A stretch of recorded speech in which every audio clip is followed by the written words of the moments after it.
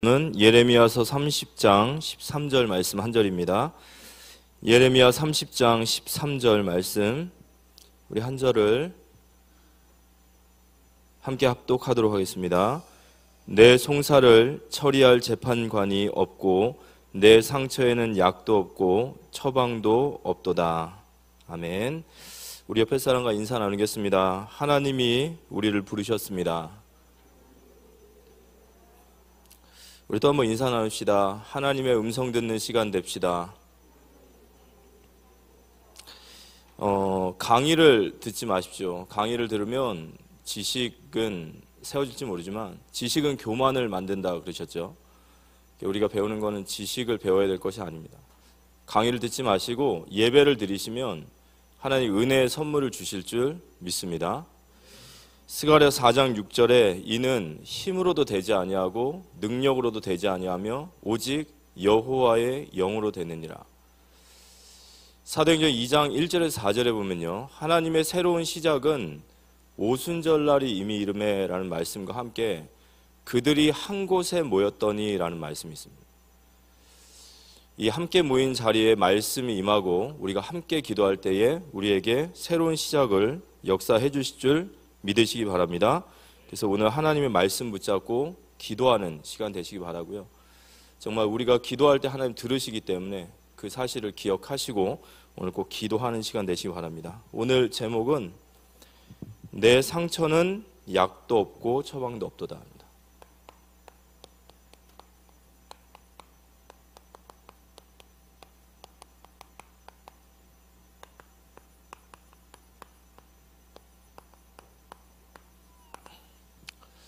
내 상처는 약도 없고 처방도 없도다. 우리 하나님께서 우리에게 새로운 시작, 보라 새 것이 되었도다 라는 말씀을 우리에게 주셨습니다. 그러면서 이번 주간에 드림의 기쁨을 맛보라 이렇게 말씀하셨거든요. 드림의 기쁨을 맛보라. 하나님께 드리는 것에 대한 기쁨을 맛보라. 아마 한 주간 계속해서 말씀을 많이 묵상하셨을 겁니다. 또 묵상을 하면 할수록 들려지지 않던 것들도 또 들려지고 또 그 안에 많은 것들이 더 묵상되어지고 적용되어지셨을 거라 생각됩니다. 우리가 출애굽기 35장은 성막을 만드는 장이죠. 근데 성막은 있어도 되고 없어도 되는 것이 아니라 반드시 거쳐야 될 하나님의 중요한 반드시 하셔야 될 일인 거예요. 언약 잡은 백성들에게 성막을 만들라 하셨고 그곳에서 제사를 드리고 그리고 광야를 건너서 가나안 땅으로 가는 여정 속에 성막을 만드는 일은 반드시 하셔야 될 일입니다. 그런데 하나님께서 그 반드시 하셔야 될 일에 출애굽기 35장의 말씀을 자세히 보시면요, 하나님은 모세를 통하여 이스라엘 백성들에게 성막을 만들 재료를 가져와라 이렇게 얘기하십니다. 하나님이 반드시 하셔야 될 일에 하나님이 재료를 가져와라. 각기 그들의 마음에 원하는 자들은 각기 그들의 소유를 가지고 재료를 가져와라 이렇게 말씀하시거든요. 하나님은 요청하시는 하나님이세요. 하나님 요청하십니다. 너의 소유 중에서 너희는 여호와께 드릴 것을 택하되 마음에 원하는 자는 누구든지 그것을 가져다가 여호와께 드릴지니라. 그리고 나서 내용을 쭉 보면 이스라엘 백성들에게 많은 것들을 이야기하십니다. 근데 이 말을 들은 사람들이 그 요청에 따라서 자신들의 소유를 가지고 자신들의 기능을 가지고 성막을 짓는 재료를 가지고 오고 만들기 시작하고 그리고 자신들의 어떤 달란트를 가지고 성막을 만드는 또 그 일에 헌신하기 시작합니다. 그런데 그들의 특징이 뭐냐면 마음에 자원하는 자들, 마음에 자원하는 자들. 그래서 출애굽기 35장 20절에서 29절 내용을 쭉 보시면은 21절에 특별히 마음이 감동된 모든 자와 자원하는 모든 자가 와서 회막을 짓기 위하여 그 속에서 쓸 모든 것을 위하여 거룩한 옷을 위하여 예물을 가져다가 여호와께 드렸으니, 그러니까 마음에 자원하는 자들이 자신들의 예물을 가져오기 시작했습니다. 금, 은, 가락지, 귀걸이를 갖다 내놓기도 하고, 또 어떤 분들은 실을 짜가지고 홍색실, 자색실을 짜서 하나님께 드리기도 하고, 어떤 분들은 가죽을 바치기도 하고, 또 어떤 분들은 은이나 놋을 바치기도 하고, 여러 가지 물품들을 다 자신의 소유를 가지고 자원하는 심령으로 이렇게 드렸습니다. 그런데 36장에 보면은 그들이 하도 매일매일 하나님 앞에 갖다가 드리는 것이 기뻤나 봐요. 그걸 매일매일 드리는 거예요. 그러니까 나중에는 드리다가 이게 넘치다 보니까 이제 하나님께서 모세가 그들에게 뭐라 하냐, 이제 그만 가져와라 얘기를 해요. 이제는 하나님의 성막을 지을 것이 차고 넘쳤으니까 이제는 그만 가져와라. 그러니까 그들이 얼마나 하나님의 일을 섬기기를 기뻐했는지. 그리고 나서 성막을 짓기 시작합니다. 그리고 이제 40장에 보면 성막이 봉헌을 하거든요. 근데 성막을 봉헌하는데 하나님이 이제 하나님 앞에 첫 제사를 딱 드리는데 거기에 하나님의 영광이 충만하게 그 성막에 임하는 거예요. 그리고 그곳에 하나님의 부름 기둥과 불 기둥이 임하는 것을 성경을 보시면 그들이 눈으로 보았다 그래요. 그러니까 하나님께서 그들의 헌신을, 그 헌신의 내용을 보면 각기 아주 작은 것들이에요. 근데 그런 작은 헌신들을 하나님은 다 받으셨다라는 거. 그리고 그 헌신을 통해서 하나님의 일을 이루어 가신다는 거. 참 그런 말씀들을 보면서 참 기쁨이라는 것들에 대해서 다시 한번 생각을 하게 됐는데요. 저는 이제 이번 주간에 계속 기도하면서 이 두 가지 그리고 주신 말씀들을 계속 묵상하면서 과연 그 마음의 기쁨으로 하나님 앞에 드릴 수 있는 사람이 어떤 사람인가? 하나님의 요청에 기쁜 마음으로 하나님 앞에 드리고 그의 영광을 볼 자가 누군가라고 했더니 계속 질문해 봤어요. 그런데 우리가 하나님 앞에 드림의 기쁨을 맛보라 하셨는데요. 우리가 하나님께 드리는 것은 그것이 왜 기쁨이냐? 여러 가지 의미가 있지만 그것은 하나님께 이들은 초대받은 자들인 거예요. 우리 마음속에 하나님 앞에 기쁨으로 드릴 수 있는 것은 우리 안에서 나타나는 게 아니에요. 우리 안에서 뭔가 우러나와서 내가 하나님 앞에 기쁨으로 무엇인가를 드려야겠다라고 말하는 것이 우리 안에서 만들어지는 게 아닙니다. 그런데 예를 들어서 우리가 교회에서 어떤 일을 한다든지 또 선교를 간다든지 또 목사님 강단에서 이야기할 때 그런 얘기들을 마음에 담고 전혀 생각지 못한, 우리들은 생각하지도 못하는 분들이 헌신을 하기도 하고 많은 일들이 일어나거든요. 근데 어떻게 그런 마음의 우러나옴이 나오냐면 그건 내 안에서 나오는 것이 아니라 그건 하나님의 초대를 받은 자예요. 그러니까 드림의 기쁨을 맛보라는 것은 내가 하나님 앞에 드릴 마음이 있다는 것은 내가 하나님께 초대를 받은 겁니다. 어떤 초대냐면 이거예요. 나는 이 일을 너와 함께 하고 싶다라는 거예요. 하나님의 초대를 받은 자. 그 사람들의 증거는 마음에 자원하는 심령들이 생겨요. 오늘도 우리가 하나님의 말씀 듣다가 이런 하나님의 초대를 받는 시간 되어지기를 기도합니다. 가장 큰 기쁨이지 않을까요? 하나님이 나를 초대하신다라는 거. 하나님이 나를 초대하신다. 단순히 쓰신다라는 의미가 아니에요. 내가 이 일을 너와 함께 하고 싶다라는 거. 오늘 말씀을 좀 같이 보면요. 우리 주일날 내가 고쳐 주리라 이렇게 말씀하셨죠. 이번 주 저 일부 말씀이었는데요. 예레미야서의 말씀을 통해서 내가 고쳐주리라 말씀하시면서 이 역사의 교훈이 있죠. 역사는 항상 우리에게 교훈을 줍니다. 그 교훈은 역사는 반복되어진다라는 거죠. 또 역사의 아이러니한 것은 역사를 통해서 변하는 사람이 없다라는 거예요. 영적인 역사는 계속해서 반복되어집니다. 그래서 우리가 성경을 가만히 보고 이스라엘의 역사를 보면 우리들의 이야기를 보면 항상 비슷하죠. 하나님이 축복을 주시면 시간이 지나고 나면 타락해요. 하나님의 은혜를 놓치고 타락을 합니다. 그럼 타락하면 반드시 하나님께서 심판을 내리시죠. 징가를 내리세요. 그럼 그 심판 속에서도 하나님이 언약을 신실하시기 때문에 남은 자를 통해서 회복시키시는 거예요. 이게 계속되는 똑같은 반복적인 역사예요. 이게 개인의 역사고 이게 이스라엘의 역사고 지금도 이 역사는 계속 반복되어지는 거죠. 이 예레미야서는 예레미야 선지자를 통해서 하나님이 심판을 예언을 해요. 심판을 예언합니다. 그리고 지금 예레미야는 그들이 앞으로 징계를 받을 거라고 얘기해요. 이스라엘은 이제 징계를 받게 될 거예요. 심판을 받게 될 거예요. 그래서 이스라엘 예레미야가 말했던 것처럼 그들은 징계를 받을 텐데요. 이스라엘 백성들은 참 영적으로 무지합니다. 왜 무지하냐면 바벨론으로 끌려가고 아수르로 끌려갔을 때 그들은 어떤 생각을 했냐면 하나님이 바벨론의 신보다 약하다라고 생각을 하는 거예요. 그러니까 하나님이 약하시기 때문에 우리를 지키지 못했다. 그러니까 그들은 추워도 자신들이 무엇을 잘못했는지가 이게 들어도 들을 수가 없는 거죠. 영적으로 잡혀가지고. 강대국이 강하다 생각하고 자신들이 약하다 생각하고 우리가 섬기는 하나님이 힘이 없다 생각하는 거예요.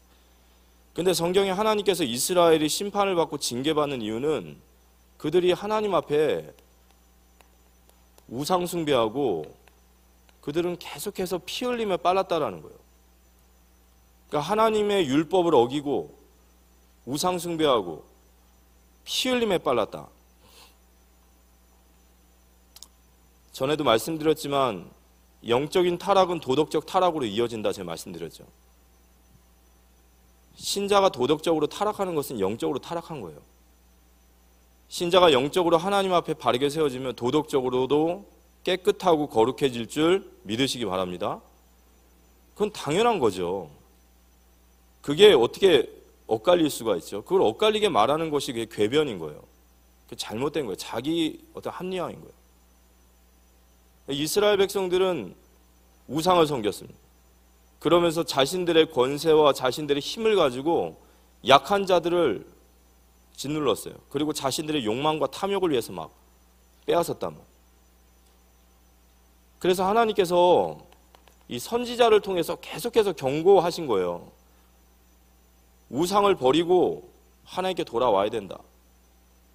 너희들 가운데 과부와 이방인과 그리고 고아를 압제하는 것을 하나님 기뻐하지 않는다. 예레미야서 7장에 보면 이스라엘 백성들이 하나님 앞에 예배를 드리려고 하는데 거룩한 주일날 예배를 드리러 다들 가요.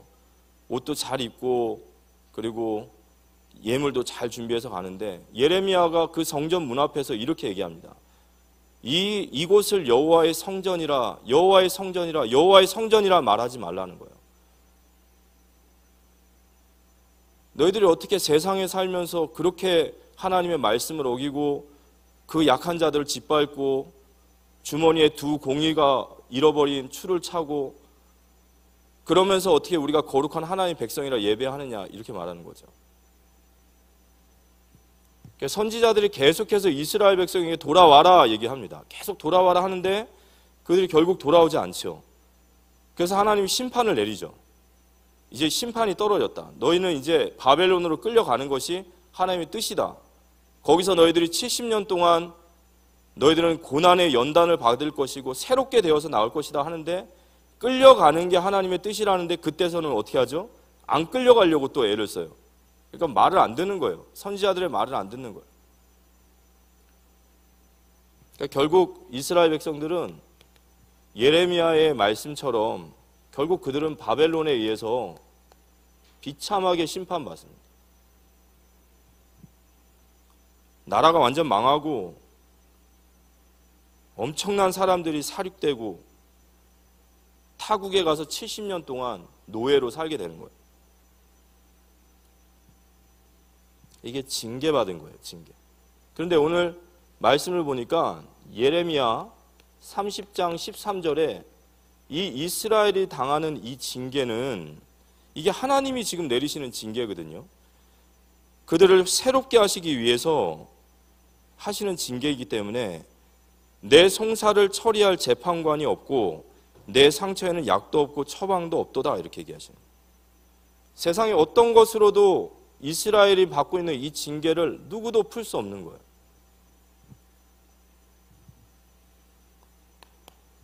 세상에서는 약도 없고 처방도 없다.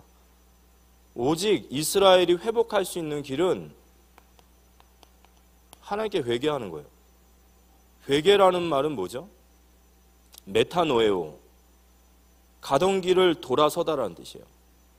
뉘우치다라는 게 아니에요. 우리가 하나님의 반대편에 서서 하나님을 떠나서 살아오던 우리의 인생을 하나님께 돌아서는 은혜가 우리에게 임하기를 기도합니다. 오직 한 길, 이스라엘 백성들이 회복할 수 있는 오직 한 길은 하나님께 회개하고 돌아오는 길밖에 없습니다. 맞습니까? 그런데 그 하나님께서는 호세아서 6장, 우리가 잘 알듯이 호세아서 6장 1절에 보면 오라 우리가 여호와께 돌아가야 돼요. 여호와께서 우리를 찢으셨으나 도로 낫게 하실 것이요 우리를 치셨으나 싸매어 주실 것이라. 예레미야 30장 17절에 이번 주에 목사님 주셨던 말씀처럼 여호와의 말씀이니라 그들이 쫓겨난 자라 하매 시온을 찾는 자가 없은즉 내가 너의 상처로부터 새살이 돋게 하여 너를 고쳐주리라. 우리가 하나님 앞에 회개하고 하나님 앞에 돌아서면 하나님은 우리를 치유하시고 회복하시는 하나님이신 줄 믿으시기 바랍니다. 이게 정말 중요한 답이죠. 이게 답입니다. 이게 이 시대를 향한 우리 인생을 향한 답이에요. 예레미야서 30장 2절에 보면 예레미야가 하나님께서 예레미야에게 이렇게 얘기해요. 이스라엘의 하나님 여호와께서 이와 같이 말씀하여 이르시기를 내가 내게 일러준 모든 말을 책에 기록하라 그랬어요. 왜 책에 기록하라고 했을까요? 1차적으로 이 책을 누가 읽게 되냐면 이스라엘의 포로지로 끌려갔던 이스라엘 백성들이 읽게 되어져요. 아, 우리 백성들이 하나님 앞에 이렇게 징계를 당해서 우리가 이 자리에 있는 거구나. 우리가 살 길은 여호와께 돌아가는 수밖에 없겠구나. 그리고 이 책을 기록한 이유는 열방을 심판하고 회개하시는 거예요. 바로 지금 우리가 들어야 될 말씀입니다. 지금 우리가 들어야 될 표예요. 언제든지 하나님의 백성이 그 길을 돌아서서 회개하고 주님께 돌아오면 하나님은 그를 고치시고 회복시키시는 하나님이신 줄 믿으시기 바랍니다. 그게 중요한 메시지인 거죠. 오늘 말씀이 내 상처는 약도 없고 처방도 없도다 그랬어요.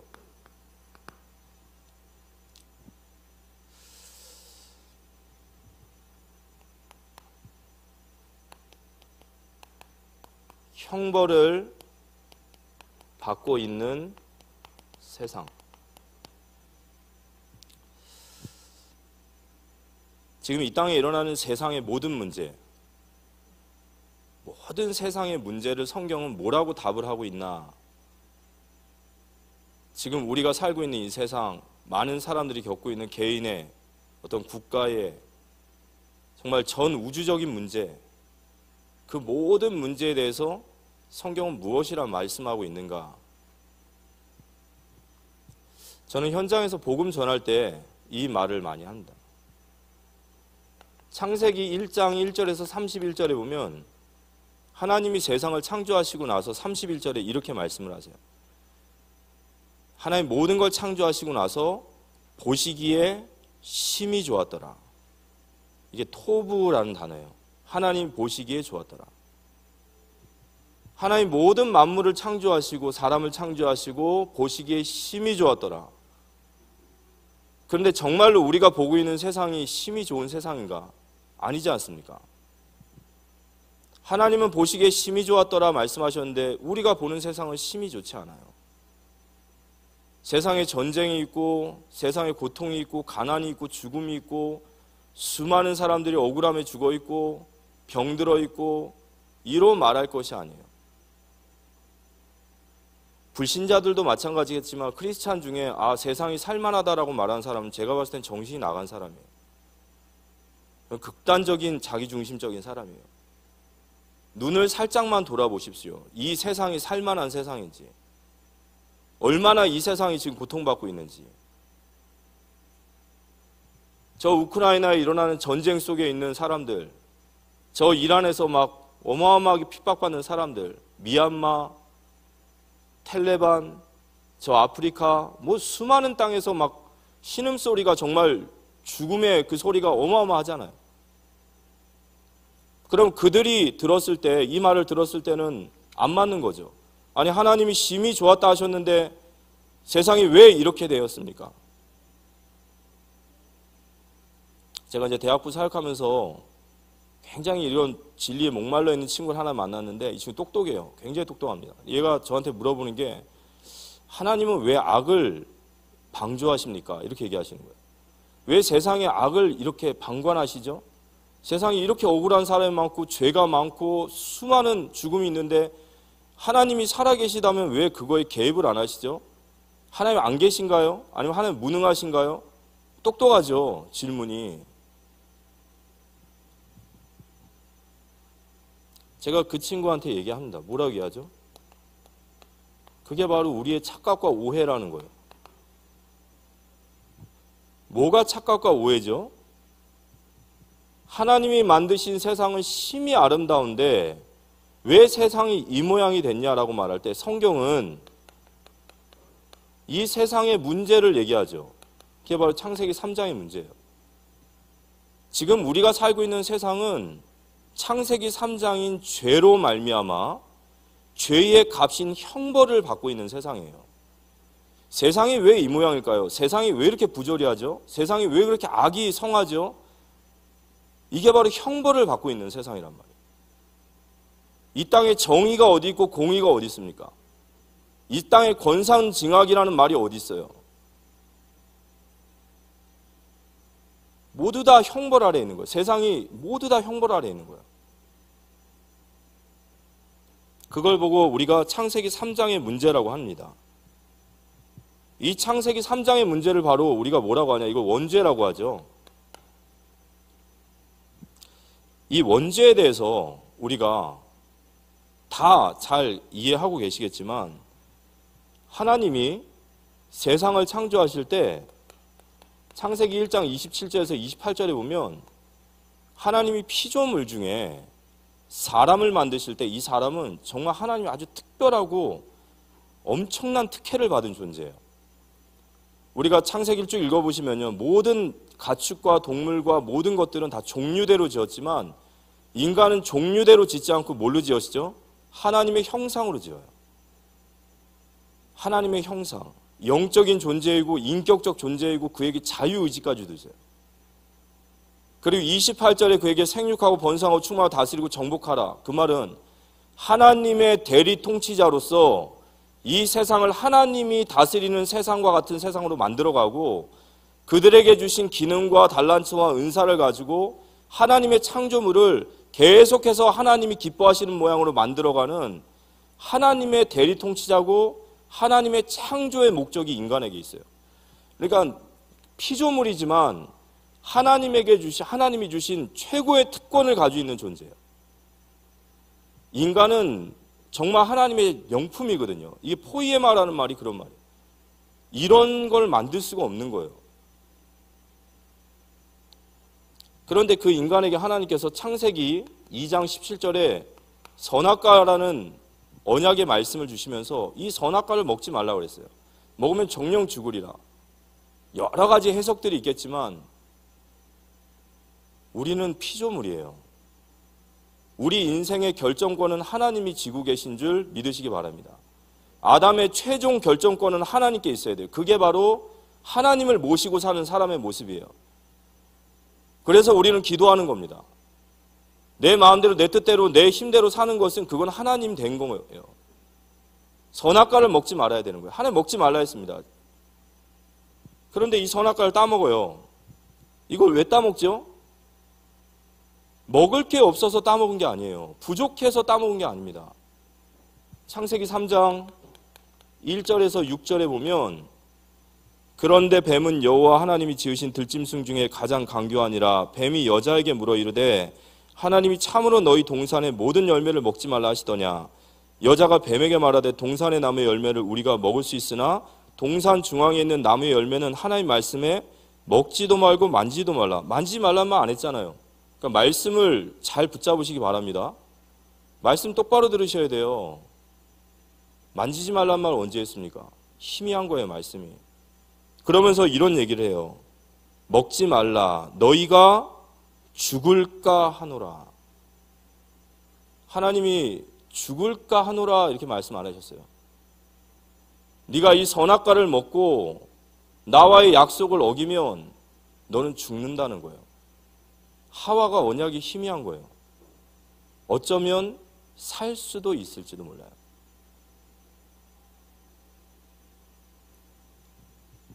그때 뱀이 여자에게 이르되, 이 뱀은 마귀죠. 마귀가 뱀 속에 들어갔죠. 이걸 놓칠 리가 있습니까? 이 사단이 얼마나 겁이 없는지 보세요. 뱀이 여자에게 이르되 너희가 결코 죽지 아니하리라. 대단하죠. 하나님은 먹으면 죽으리라 했는데요. 뱀은요, 죽지 아니하리라. 그러면서 얘기합니다. 이것을 먹는 날에 너희 눈이 밝아져서 너희가 하나님처럼 될 것이다. 그 하나님처럼 될 거다라는 말을 듣고 나니까요, 선악과가 보암직도 하고 먹음직도 하고 지혜롭게 할 만큼 탐스럽게 보이는 거예요. 그래서 그도 먹고 그 남편에게도 주매 그도 먹은지라.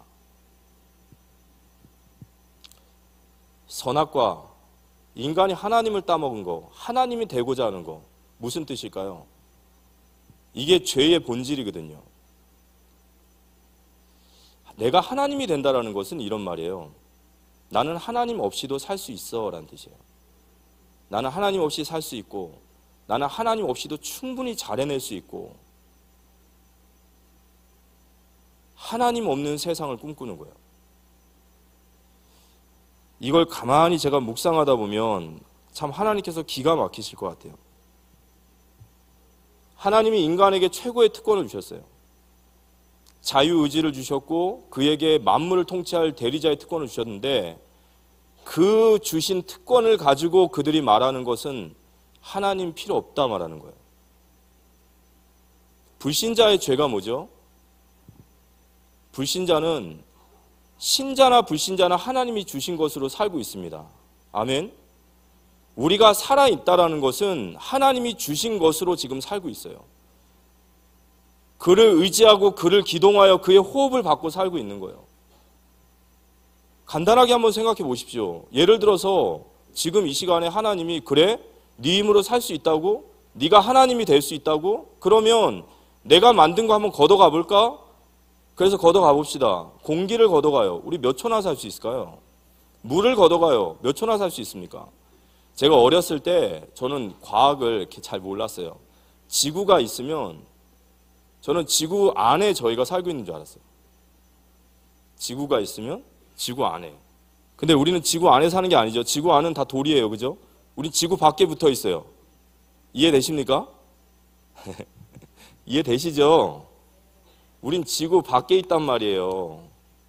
그럼 얘는 이렇게 서 있으면 되는데 얘는 어떻게 해요? 얘 어떻게 합니까? 얘는 왜 안 떨어지죠? 예, 맞습니다. 중력. 중력 없으면 어떻게 살죠? 제가 이제 신학교에 가면은 창조과학이라는 걸 배우는데, 창조과학을 배우면요, 우리가 살아있다라는 것이요, 그냥 살아있는 게 아니에요. 우린 보이지 않는 우리 안에 엄청난 자기장이 있는 거 아십니까? 우리가 서로 살면서 만약 이 자기장이 조금만 그 수치가 벗어나면 우리는 서로 영원히 얼굴을 맞대지 못하는 극이 되고, 어쩌면 우리는 완전 달라붙어 죽을지도 모른다는 거예요. 우리 인간이 살아가는 것은 지구에 있는 모습만이 아니라 모든 행성계의 모든 그 메커니즘이 인간으로 살아갈 수 있도록 만드는 거예요. 무슨 말이죠? 신자나 불신자나 하나님이 주신 것으로 살고 있단 말이에요. 우리가 살고 있는 하루하루가, 우리가 살아가는 것이 하루하루가 하나님 주시는 것으로 살고 있는데, 불신자는 이렇게 말하는 거예요. 하나님이 없다 하더라. 하나님 없어도 돼, 이거예요. 그 마음에 이르기를 하나님을 두길 싫어해요. 불신자는 하나님을 대적하고 하나님께 관심이 없다는 거예요. 그런 거 상관없어요. 그리고 더 무서운 건 뭐죠? 하나님을 두려워하지 않는다. 이게 죄의 본질이에요. 하나님이 주신 것을 가지고 하나님 없는 세상을 꿈꾸는 게 그게 아담이에요. 그걸 보고 원죄라고 나옵니다. 그걸 죄라는 거예요. 그 아담이 죄를 지었어요. 근데 문제는 이 원죄는 전가되게 돼 있단 말이에요. 이 아담의 죄는 아담의 모든 후손에게 전가되게 돼 있어요. 아니 어떻게 그런 말이 있습니까? 로마서 5장 12절. 로마서 5장 12절 읽어보겠습니다. 그러므로 한 사람으로 말미암아 죄가 세상에 들어오고, 여기 한 사람 누구죠? 아담. 죄가 세상에 들어오고 죄로 말미암아 사망이 들어왔나니 이와 같이 모든 사람이 죄를 지었으므로 아담의 죄, 아담의 언약의 파기는 모든 인류의 언약 파기와 같은 거예요. 아담 안에서 모든 인류가 죄 가운데 원죄를 갖게 되는 겁니다. 사망이 모든 사람에게 이뤘느니라. 로마서 5장 14절 더 노골적으로 나와요. 그러나 아담으로부터 모세까지 아담의 범죄와 같은 죄를 짓지 아니한 자들까지도 사망이 왕노릇하였나니 아담은 오실자의 모형이라. 아담의 원죄를 모든 인간은 타고나요. 그래서 인간은 태어나면서부터 죄인입니다. 죄인이라는 증거가 있어요. 자, 이것도 이해해 보세요. 제가 예를 들어서 난 죄가 없어. 나는 깨끗해. 나는 죄인이야. 그런데 제가 살아가는 모습을 보니까 남을 사기치고 남을 살인하고 남을 폭행을 하고 그런다고 해보세요. 막 그런 짓을 해요. 그런 짓을 하는데 나는 죄인이 아니야 라고 말하면 그게 말이 됩니까? 그가 하는 행동이 보니까 죄인이에요. 우리 인간은 태어나면서부터 이 짓거리를 해요. 그 마음에 이르기를 하나님이 없다 하더라 말을 해요. 하나님 없이도 살 수 있어 라고 말해요. 그리고 그 마음에 하나님 두기를 싫어해요. 미워해요. 하나님을 대적하고 하나님을 잉여 인간처럼 취급하는 거예요. 더 무서운 건 뭐죠? 하나님을 두려워하지 않아요. 그게 인간이 타고나고 있는 죄의 본성이라는 거고, 그게 타락한 인간이에요. 전적으로 부패하고 전적으로 타락해버린 거예요. 근데 문제는 이 죄의 삭은 로마서 6장 23절 죄의 삭은 사망이란 말이에요. 죄는 죄를 졌구나 끝나는 게 아니라 이 원죄 가운데 있는 인간은 사망, 죄의 값으로 사망을 치러야 돼요. 그래서 사망이 왕노릇하고 있다는 거예요. 그러니까 이 땅이 어떤 세상이냐면요. 왜 이 땅에 수많은 일들이 일어나죠? 너무너무 많은 일들이 일어나지 않습니까? 그 이유가 뭐냐? 바로 성경을 이렇게 말하는 거예요. 형벌을 받고 있다는 거예요. 이 땅은 죄로 말미암아 형벌을 받고 있어요. 그리고 이 죄의 삭수로 영원한 사망이 지옥에 가게 되어 있습니다. 아까 그 친구가 그랬어요. 하나님은 개입하지 않으십니까? 아니에요. 이건 죄로 말미암아 형벌받고 있는 세상이고, 여기에 하나님은 어디죠?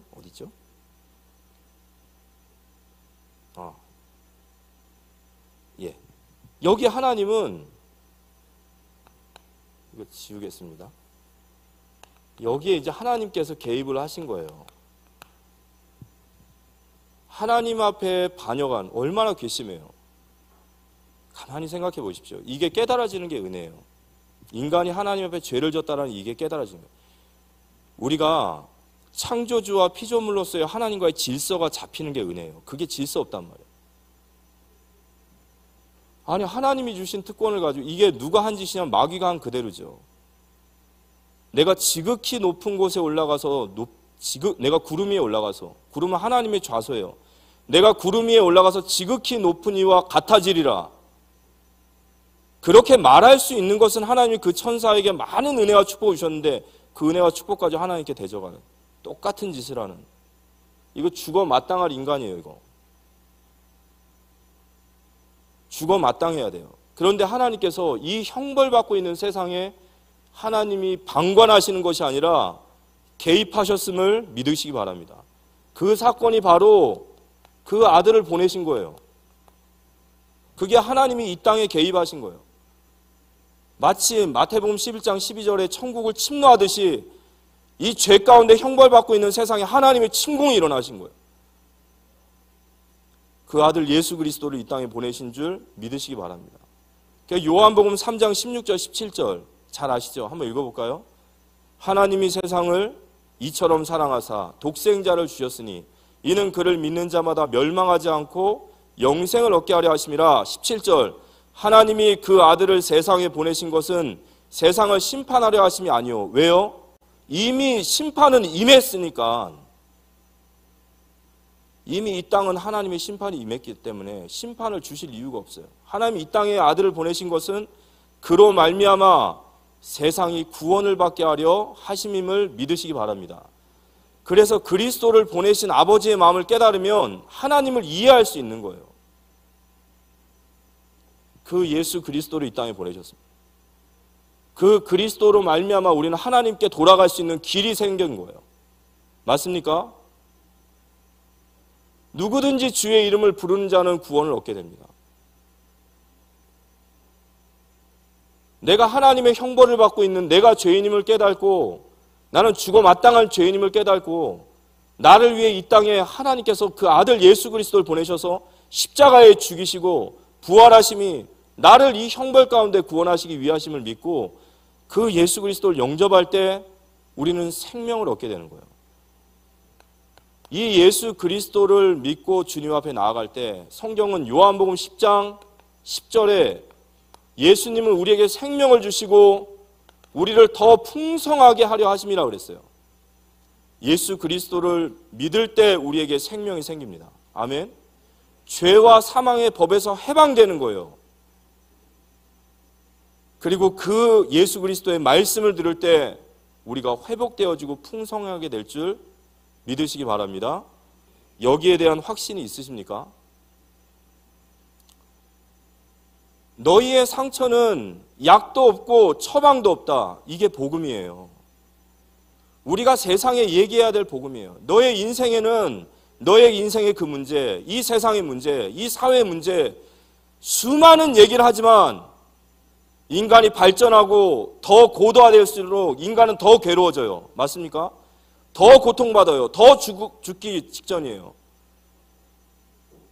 이 문제 해결할 수 있는 유일한 길은 이 땅에 처방도 없고 이 땅에 약도 없습니다. 오직 한 길이에요. 하나님께 회개하고 돌아가는 길이에요. 그게 바로 예수 그리스도입니다. 여기에 대한 믿음이 있다면 우리는 하나님의 초청을 받은 자잖아요. 맞습니까? 여기에 대한 믿음이 있다면, 진짜 여기에 대한 믿음이 있다면, 세상을 보면서 형벌을 받고 있는 세상을 보면서 거기에 대한 분명한 답을 가지고 있다면, 예수 그리스도만이 길이고 예수 그리스도를 만나면 살 수 있다는 답이 있다면, 그게 진짜 맞다면 그 사람은 하나님의 초대를 받은 자예요. 그 마음에 자원하는 심령이 일어나기 시작하는 거예요. 하나님이 이 세상을 고치시기 원하시는 마음이 그 마음속에 담기게 될 줄 믿으시기 바랍니다. 저와 여러분이 어떤 사람인 줄 알아야 돼요. 그냥 세상에 살면서 아무 의미 없이 흘러가는 인생이 아닙니다. 우린 세상의 문제를 알고 답을 알고 있는 사람들이에요. 하나님 마음을 알고 있는 사람이에요. 하나님은 세상을 고치시기 원하시는 줄 믿으시기 바랍니다. 복음, 이게 위대한 이름이에요. 이 말씀은 안 드리려고 했는데 창세기 6장 8절에 보면 그러나 노아는 은혜를 입었더라. 그 은혜가 뭐죠? 우리가 무슨 은혜를 받아야 될까요? 방주의 의미를 깨달아야 돼요. 그게 은혜예요. 방주의 의미를 깨달은 자는 방주를 짓게 돼 있어요. 그런데 하나님은 그 방주를 지을 수 있는 힘을 주실 줄 믿으시기 바랍니다. 교회에 와서 은혜 받으셔야 돼요. 그게 바로 복음이에요. 복음의 눈이 열려야 돼요. 거기서 모든 것들은 다 정리되게 되어 있습니다. 그래서 오늘 결론적으로 목사님께서 예레미야 30장 13절의 말씀을 하시는데 마음에 저는 복음으로 들려지는 거예요. 그래, 저게 복음이지. 세상에 약이 없고 처방이 없다. 이 세상 사람들은 그런 거 몰라요. 아무도 몰라요. 거기에 우리가 이 얘기를 해줘야 돼요.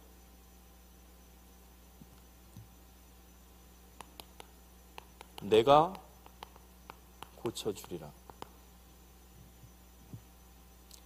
에스겔서 18장 23절에 주 여호와의 말씀이니라. 내가 어찌 악인이 죽는 것을 조금인들 기뻐하랴. 그가 돌이켜 그 길에서 떠나 사는 것을 어찌 기뻐하지 아니하겠느냐. 이게 하나님 마음이에요. 이게 하나님 마음이십니다.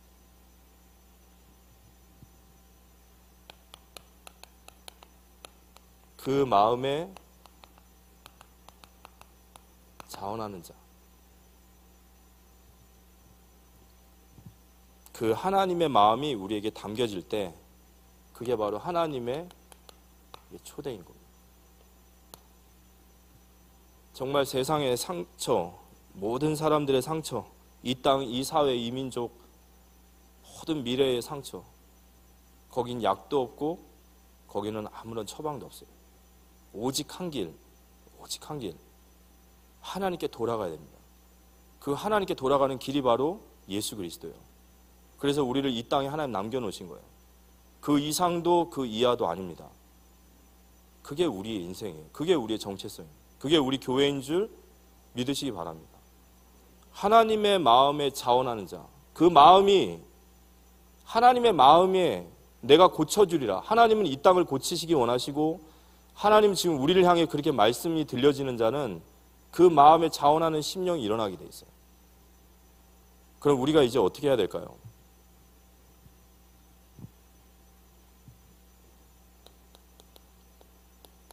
뜻을 정하면 길이 보여요. 우리가 하나님 앞에 이 마음을 가지고 기도하기 시작하고 우리 인생의 뜻을 정하면요, 하나님의 요청이 들려옵니다. 하나님의 요청이 들려와요. 이제 이번 주간에 우리 명절이죠. 뜻을 정해 보십시오. 무엇을 뜻을 정해야 될지는 각자가 하셔야 되지만 하나님의 마음이 내 마음에 담겨진다면, 그리고 내 마음속에 자원하는 심령이 일어난다면 뜻을 정해 보십시오. 그러면 하나님의 요청이 들려지실 거예요. 하나님의 요청이. 교회를 향한 하나님의 뜻을 정해 보십시오. 그럼 하나님의 요청이 들리실 겁니다. 우리 지역과 현장, 미래에 대한. 예레미야서 5장 1절에 보면 너희는 예루살렘 거리로 빨리 다니며 그 넓은 거리에서 찾아보고 알라. 너희가 만일 정의를 행하며 진리를 구하는 자를 한 사람이라도 찾으면 내가 이 성읍을 용서하리라. 아멘. 한 사람, 한 사람이에요. 그 한 사람이 내가 되면 됩니다. 그래서 내가 그 하나님 마음을 품고 뜻을 정하고 주님 앞에 기도하신다면 하나님 우리가 무엇을 해야 될지 하나님 알려주실 겁니다. 거기에 우리가 헌신하고 거기에 하나님 앞에 최고의 영광 돌려드리는 우리 모든 성도님 되시기를 예수님의 이름으로 기도합니다.